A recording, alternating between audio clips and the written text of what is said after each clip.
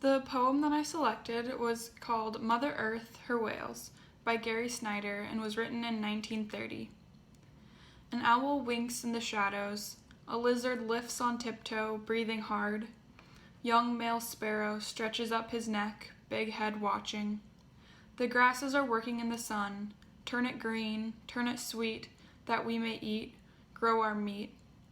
Brazil says sovereign uses of natural resources, 30,000 kinds of unknown plants, the living actual people of the jungle, sold and tortured, and a robot in a suit who peddles a delusion called Brazil can speak for them? The whales turn and glisten, plunge and sound and rise again, hanging over subtly darkening deeps, flowing like breathing planets in the sparkling whirls of living light. And Japan quibbles for words on what kinds of whales can they kill. A once great Buddhist nation dribbles methyl mercury like gonorrhea in the sea. Pierre David's deer, the Elafure, lived in the Tule marshes of the Yellow River 2,000 years ago and lost its home to rice. The forests of Loyang were logged, and all the silt and sand flowed down and gone by 1200 AD. Wild geese hatched out in Siberia head south over the basins of the Yang, the Wang, what we call China, on flyways they have used a million years. Ah, China, where are the tigers, the wild boars, the monkeys, like the snows of yesteryear, gone in a mist, a flash, and the dry, hard ground is parking space for 50,000 trucks. Is man most precious of all things? Then let us love him, and his brothers, all those fading living beings.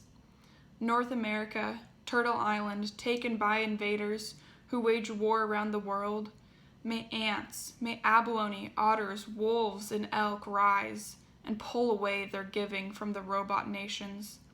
Solidarity, the people, standing tree people, flying bird people, swimming sea people, four-legged, two-legged people.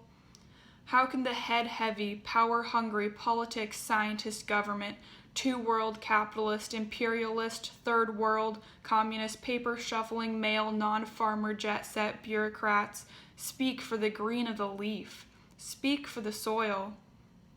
Ah, Margaret Mead, do you sometimes dream of Samoa? The robots argue how to parcel out our Mother Earth to last a little longer, like vultures flapping, belching, gurgling near a dying doe. In yonder field a slain knight lays. We'll fly to him and eat his eyes, with a down, dearie, dearie, dearie, down, down. An owl winks in the shadow.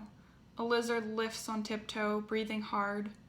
The whales turn and glisten, plunge and sound and rise again, flowing like the breathing planets in the sparkling whirls of living light.